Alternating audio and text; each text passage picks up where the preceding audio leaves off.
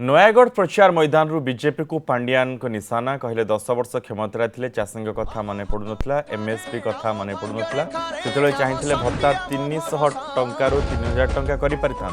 निर्वाचन आसिले चाषी बुढ़ा बुढ़ी कथा मन पड़े कही कटाक्ष कर पांड्यान से चाहिए एमएसपी 2 गुणा करशा लोक बोका भावतु नहीं 2 कोटी चाकरी कुआड़े गला दरदाम आकाश छुआ कहीं लगाम नहीं मुख्यमंत्री जहाँ कहती ताठर अधिक कर देखाती विरोधी अधिक कहती कम करती बोली कहिसंती पांड्या